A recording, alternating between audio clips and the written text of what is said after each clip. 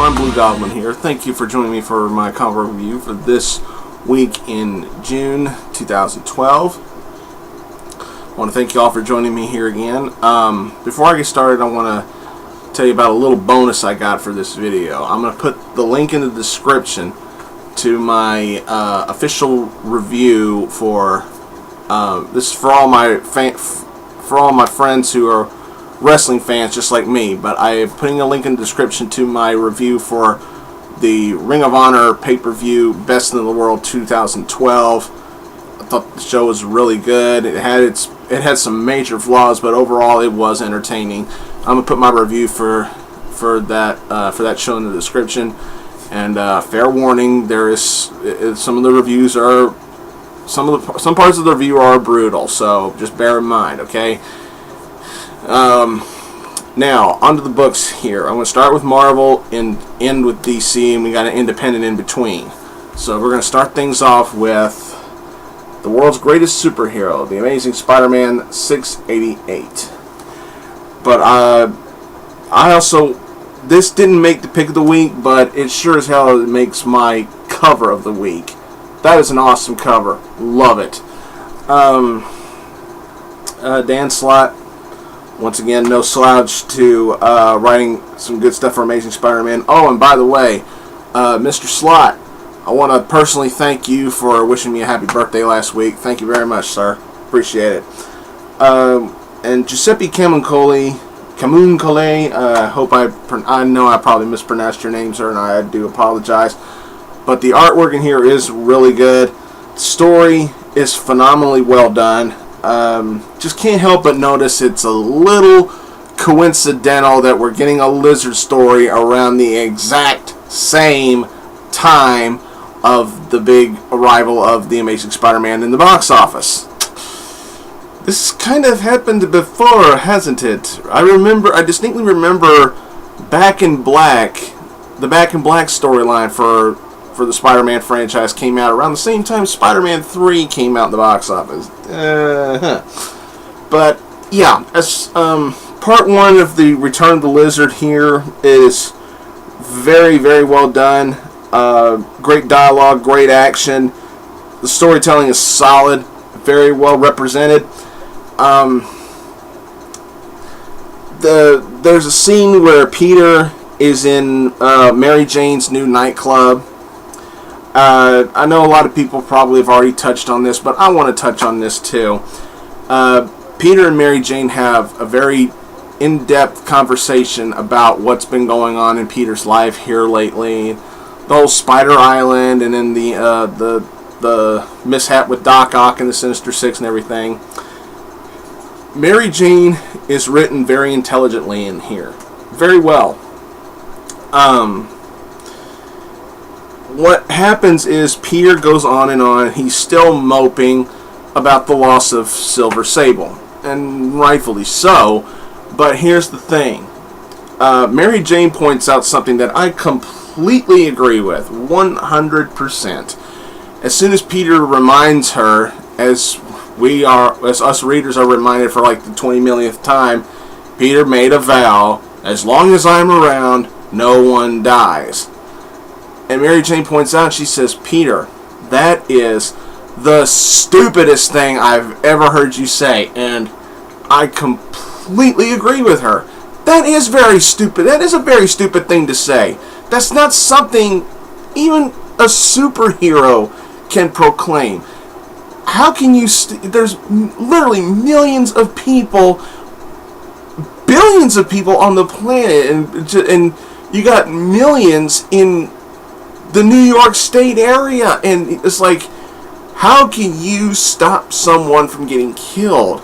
How can you guarantee something like that? You can't! I'm like, thank you, Dan Slott. And you wrote the right person telling him this. Phenomenal. That was, to me, that was my favorite part of the book. Mary Jane lays down the law and says, Peter, you can't proclaim something like that. It makes you look like an idiot. And it also makes, in my opinion, it made Peter look a little self-centered. You know, it's like, no one dies as long as I'm around. whatever. But you can understand the pain that he goes through when he doesn't save the day all the time. You know, it's like, but still, saying stuff like that, it is ridiculous, and I'm thankful Mary Jane pointed that out. Some gruesome moments in here, and a certain classic rogue. We get an appearance from another classic rogue from Spider-Man's past, who tries to help Peter and Horizon, cure the lizard, but what he does, it's over the line, and I'm not going to give anything away. And the ending of the issue was kind of a dun dun dun, kind of cliffhanger, and it's really impressive. The storytelling is good. The action in here, especially with Spider-Man and the lizard fighting, very, very well done. Dialogue was great. Loved everything about it.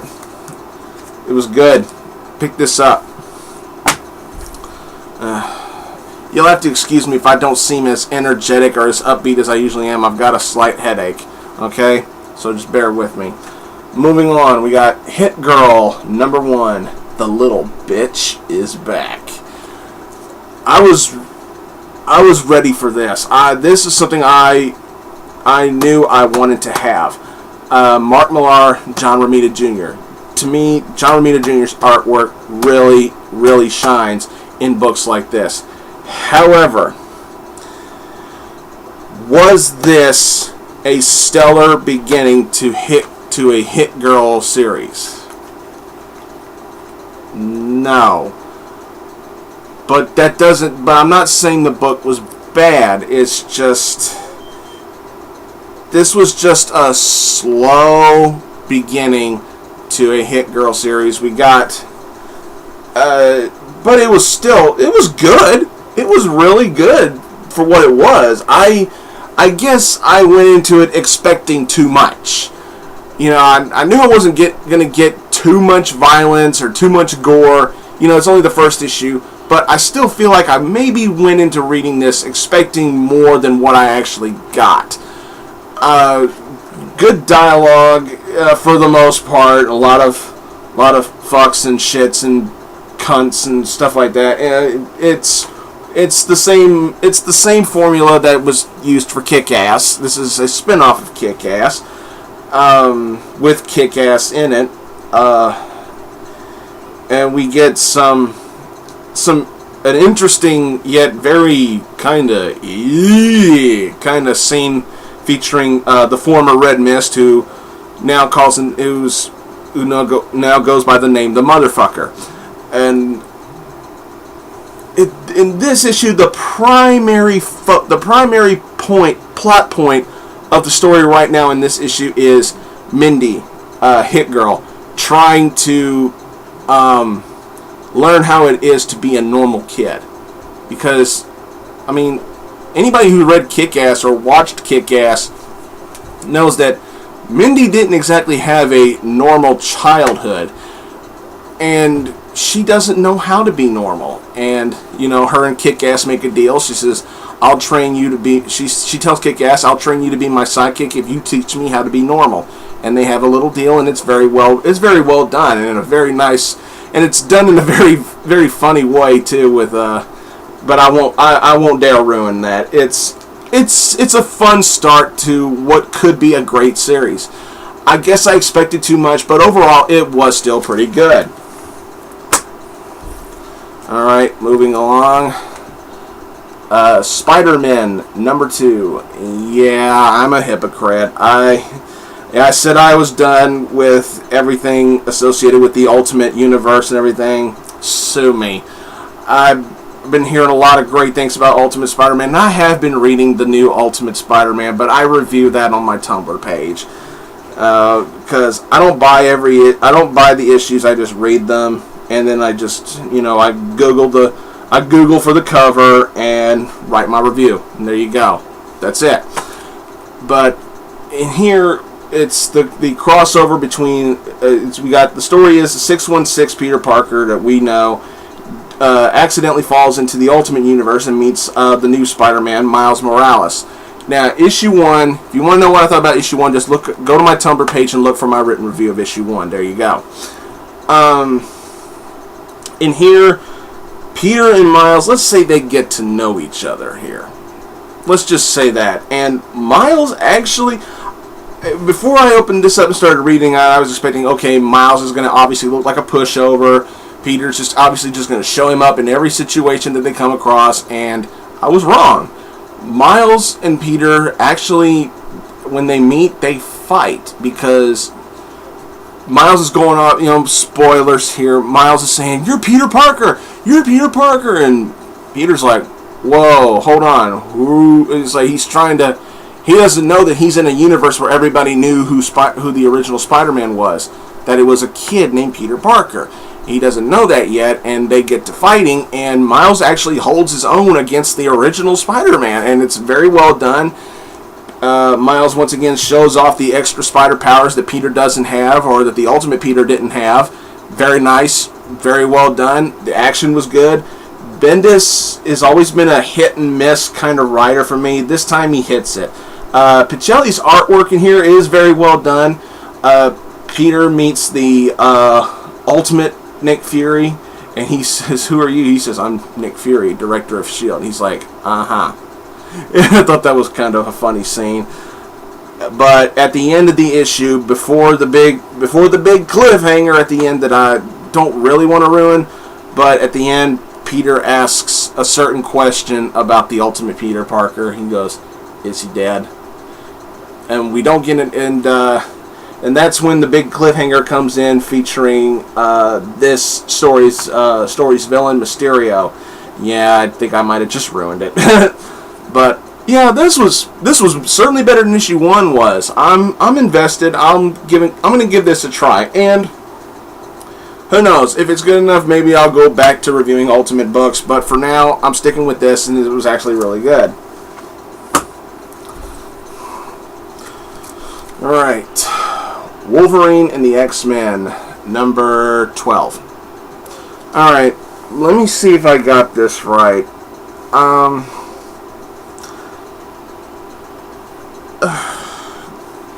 Okay, so far in the Avengers vs. X-Men main plot right now is that the Phoenix Five, which is Cyclops, Emma Frost, Namor, Colossus, and Magik, they have reconstructed the world for their liking and their image, and now the whole world is, we got humanity working alongside mutants, and everything's hunky-dory.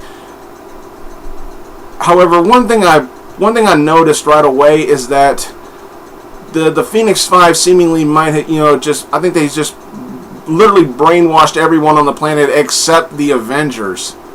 That's just, I'm not saying that's how it is. That's just what I'm guessing by the ways that I'm reading these stories, these crossovers here. And that makes no sense. If you're going to brainwash everybody on the planet and make it in your own image, do it with everybody. Why leave the Avengers out? Well, then, now that you think about it, if they brainwashed the Avengers too and made them accept the X-Men, then that would end the story. Where are you getting that? It's like, mutants and humans living together. The end. And we're only, 6 issues? We're only like halfway done with the story. Whatever. The main story of AVX is just a complete mess. And in here, Jason Aaron has to write around that garbage. That's a plot point that just doesn't make any sense to me. But for the most part, Jason Aaron does do a great job with this. We got guest artist Chris Boccello. I think that's how his name is pronounced. I remember seeing a video on Marvel there. But Chris Boccello, that's what I'm going to say. He does the interior art in here, and it works for me here. For some of the characters. I'm not exactly a fan of how he does Iceman. But what we got here, we got Rachel Gray, Marvel Girl, hunting down Avengers for the Phoenix Five. because the X-Men want no more Avengers. God. I'm trying to think about the main story, and it sounds so ridiculous. But the tie-ins here are good for the most part. There's some pretty good dialogue between Marvel Girl and Wolverine. You know, when they're about to have their big battle and everything, and before it happens, Wolverine looks at Marvel Girl and goes, "I'm just glad your mama ain't here to see this." And I went, ooh, that was good. But the main target is Hope. The Phoenix Five and the X-Men, they are hunting down Hope. Do they find her in here? I'm not going to ruin that. This was good. You know, Jason Aaron has to suffer by riding around this ridiculous plot point of everybody in the world supposedly except the Avengers being brainwashed. Thank you, Fraction, because you're the one that started this. But yeah, this was good for what it was, and you know, for what Aaron had to ride around. You know, it is what it is. All right, next up, lastly from Marvel, we got X-Men Legacy 269. I was so looking forward to this as soon as I saw that cover. Christos Gage suffers the same problem as Jason Aaron does. He has to write around this ridiculous plot point. Okay, you know, it wasn't as evident to me in Wolverine the X-Men as it is in here. Now I am completely 1000% convinced the X-Men are the villains in this story. And Christos Gage, yes, he has done wondrous things for this series, yes. But in here, we got a classic rivalry accidentally reignited. Carol, Ms. Marvel, for now. She'll be captain soon enough. But in here, it's Ms. Marvel. She goes to Rogue and just for a talk, and Rogue, right off the bat, just says, you know, basically he's like going, "Fuck you," and starts swinging, and that's when they start to brawling. Rogue doesn't even give Carol a chance to say a fucking word. And to me, as a reader, and as a fan of Rogue is one of my favorite X-Men of all time. To me, that's a little insulting to the character development of Rogue. Rogue would have at least listened to what Carol had to say before she started swinging. It just seemed like Rogue was way too willing to get this personal just like that. And I guess it's what Gage had to write to make this plot point make any sense to the readers. But as the issue rolls along, we got, you know, Rogue seeing things that she feels that shouldn't be happening, and I'm wondering if Gage is going to continue writing this story to have Rogue possibly go, "Wait a minute, this ain't right. We shouldn't be doing it like this." And I'm thankful that Gage is still writing this series, and I'm hoping that he'll go ahead and take the mind whammy off of Rogue and make her realize this isn't what the X-Men should do. We shouldn't be doing this to our friends. The Avengers were our friends once. I shouldn't be doing this. You know, I'm hoping that's where they're going with this, because that's where it seems like it's going. This was really good despite this bullshit angle. But yeah, the cover alone was worth buying this book. Loved it. Yeah, still a phenomenal series. Thank you, Christos Gage. You really saved it, despite what you had to write around. Before I move on, I know I'm probably sounding way too harsh on Marvel here lately, with the exception of Spiderman and everything. It's just that Marvel here lately, especially with this big event and everything, AVX, Avengers vs. X-Men just started off really well, and then as soon as the second act began, it went. And I hate to sound like a fanboy, you know, ranting and everything, but I place the blame on Matt Fraction because he's the one that started the second act with the possessed superheroes, the Phoenix 5 shit. Marvel, please get rid of Matt Fraction, for the love of God, and please don't remind. I'm asking people nicely. Now, look, if anybody who's watching this, if you're a fan of Matt Fraction's writing, then that's fine. I've got nothing against you. That's perfectly fine. I will respect that. But me, I hate him. And please, I'm asking you nicely, please don't put in the comments section reminding me for the 20 millionth time that Matt Fraction does really good stuff for Invincible Iron Man. I don't care. I don't read Invincible Iron Man. I don't have any desire to read Invincible Iron Man. I'm not trying to offend anybody. I'm not trying to troll on anybody who's a Fraction fan or an Iron Man fan. I'm not. But this is just my honest-to-God opinion, and this is how I personally feel about Marvel with Matt Fraction. I don't care. Fuck you, Matt Fraction. I'm tired of you. I don't care anymore. If he does great stuff for Iron Man, then fine. That's fine. But I personally despise Matt Fraction. So, enough of this. Let's just move on. We're going to my pick of the week. Pick of the week goes to IDW's Teenage Mutant Ninja Turtles, number 11. Oh, man. Awesome. Kind of a generic looking cover, but it does work. Oh man, Kevin Eastman, you clearly know your own product.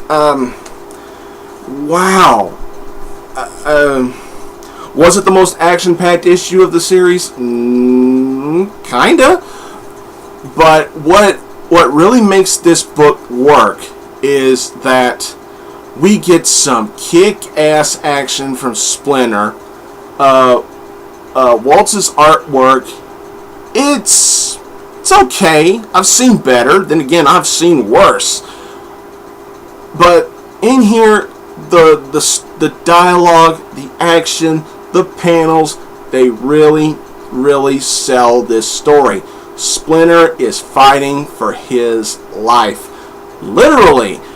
He's got to deal not only with the Shredder, he's got to deal with Karai, some mutant hitmen that the Shredder has hired, and the Foot Clan. And reading this book, I didn't really know if he was gonna. I didn't know if he was actually gonna survive or not. Of course, I didn't think they were gonna kill him off, but I was thinking, you know, he was gonna end up getting the complete shit beat out of him. But I'm not going to ruin that. But we get an entrance of the Purple Dragons in here with a familiar face, if you're a fan of the 2003 Ninja Turtles cartoon series. Great dialogue. The dialogue between the Turtles and Casey Jones with the Purple Dragons, it really sells the story. It's like the Turtles can't just go into the Shredder's hideout and charge in a blazing to save their master because they don't know where he is. And they're devising plans, they're going over everything. They're strategically mapping out everything that they have to do in order to get the job done. Because if you go charging into a fight blindly, odds are you're not gonna make it. And that's the gist that I got from reading this book. And the cliffhanger, oh my god. Son of a bitch. Kevin Eastman knew exactly where to cut the story off for a cliffhanger. He knew exactly what he was doing with this, and I applaud him for it. He ended this issue perfectly, and it's making me want issue 12 so goddamn bad. Very, very well done, Mr. Eastman. You got me sold, man. This was great. Do yourself a favor. If you're on board with the Turtles, don't give up on them. Don't drop the series. Get this book. Get this issue. It was awesome. It was Bossa Nova. Chevy Nova? Alright. On to DC. We got Aquaman, number 10, Blood Feud. This was fantastic. Jeff Johns, Ivan Reyes, Joe Prado, I salute you. Very nice. Still want Jeff Johns to write Justice League like he writes this. Okay. No more fanboy ranting. No more. I'm done. Okay. In here, after the jaw-dropping revelation that we got in issue 9, the story progresses further. And, oh man. Woo. Aquaman once again looks like a boss in this series.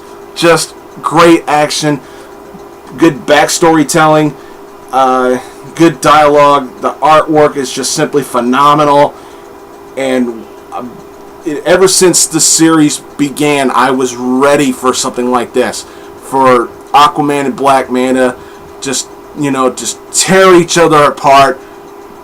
Very good stuff. We get to see what happened in the past concerning Aquaman's father and Black Manta's father, and it's really, really gripping.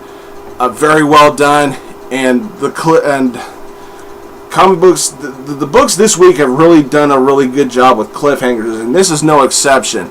I mean, the Turtles cliffhanger was perfect, but this one, not as good, but good enough to keep me gripped and keep me wanting more. Jeff Johns, I know I've been trashing on you here lately because I don't like your Justice League stuff, and your Green Lantern shit could be a hell of a lot better than it is for the most part.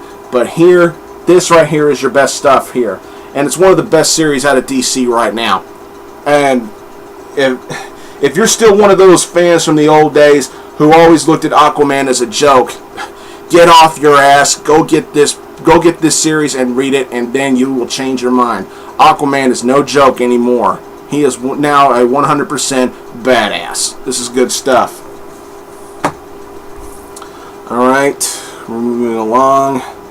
We got Batman the Dark Knight, number 10. The Cycle of Violence. We got a new writer here, Greg Hurwitz, and we still got David Finch on the artwork. And David Finch's artwork is just nothing short of incredible. This was a good book. Really good. I think any longtime Batman fan could probably get what the cover is telling you. The Scarecrow is back, and you will know the meaning of fear. Bad geek. Bad geek. But yeah. Oh man, I apologize for that little time jump, ladies and gentlemen. I had a phone call. But where was I? Oh yeah, the best part of this book was the moment where Commissioner Gordon was induced with the fear gas and the stuff that he's seen. Wow. This was good. This was really good, and it was. I don't really want to ruin that much for here. It's just, I kind of I like the way the Scarecrow looks in here. I kind of do. Of course, I've always preferred either the Batman the animated series look or the Arkham Asylum Scarecrow with the needle fingers. That was good. But yeah, this is. I don't know why the title is. I don't know why this is Cycle of Violence. I mean, it should be called Cycle of Fear because it's the Scarecrow and he's always known for fear. But I'm just nitpicking. But yeah, this was really good. It wasn't perfect, but it was still pretty good. Yeah, didn't really know what to say about that. All right. Next up, The Flash, number 10. Francis Manapul, and wow. God, you were doing such wondrous things with The Flash. Way better than anything Jeff Johns ever did. The Weather Wizard steps in here. Barry's still coming to terms with what's going on in the outside world ever since he got back from the Speed Force. I guess I analyzed this particular issue a little bit too much, and maybe it took the goodness of it down just a little bit for me. I mean, Iris West was only mentioned once in the very, very beginning, and that was it. And also, that was like also the only mention of the Speed Force and what's going on around him. I'm like, okay, when you're done with the Weather Wizard, aren't you going to try and go back to the Speed Force and go save Iris? No mention of that at all. But we got the Weather Wizard's brother was killed early in the issue, and him and his brother's wife are trying to find out who killed him. Who it was that killed him, I refuse to ruin that for you. But the action was good. The dialogue was really good. Loved the inside joke from the Flash. Probably one of the funniest lines probably one of the funniest lines I've ever read in here. You know, he's like, "How fast the Weather Wizard says something like, "Are you fast enough to outrun lightning?" He says, "Really? Why don't you just pour a bunch of chemicals on me?" And Weather Wizard's like, "What?" Barry's like, "Never mind. Inside joke." Great. That was a great moment. But when the Weather Wizard finds out who killed his brother, oh boy, is he pissed. He's pissed. Oh man, good. This was really good. Then there was also something that Flash was considering doing with his current love, Patty, and he almost did it, but then again he pulled back and said, "No, I probably shouldn't do it." What is it? I'm not going to ruin that either. But the end, don't know what to think about that. But it was good. I mean, the whole issue overall was really good. But I think I analyzed it a little too much, and I guess the book suffers for that because I like to notice things that affect the storytelling and possibly affect character development. That's just me. But overall, this is still really good. Still one of the best series out of DC. Alright, moving along. The Fury of Firestorm, number 10. Bow before Rakshashi, India's nuclear woman. Yeah, let's get some chicks in here. Okay. And I thought Firehawk had a unique look. This, woo! Now that's one hell of a look. Nuclear hands and feet, and 4 extra arms made out of pure fire. Wow. Yeah. This was good, although I gotta say, no offense to Ethan Van Sciver and no offense to Joe Harris, but I miss Gail Simone from this series. I really do. Yeah, I'm a fanboy, whatever, but I really do miss Gail Simone on here. When Gail Simone wrote for this, you knew it. You didn't really need to look at the credits. You knew it was something that Gail did. But Joe Harris does do a good job. Joe Harris is the writer. Ethan Van Sciver just came up with the plot. Yeah. Not really much to say here. We get some interesting dialogue between Jason and Firehawk. I believe she's the French female Firestorm. I believe she's the French one, isn't she? I think so. And Ronnie. Wow. Ronnie has really put up with some shit in here, and at the end of the book we notice something new with Ronnie, and don't really know what it means, but I like how the series is progressing. It's a bit slow paced, but I'm okay with it. This guy right here, Posar, is just a real dick, you know? I don't know what his problem is. Is he an anti-hero, or is he a straight up villain? Right now, I don't know. But a pretty interesting fight between him and Rakshasi. But yeah, I mean, he's a dick. But yeah, it was good. A bit slow paced for me, in my opinion, but it still works. It was good. All right, we're gonna end this with, oh boy, Green Lantern New Guardians number 10. The Reach are about to claim victory over the Blue Lanterns. Don't let that cover completely fool you, because we don't know if that's happened yet or not. Minor spoiler there. In here, I mean, it's balls to the wall for the Blue Lantern Corps.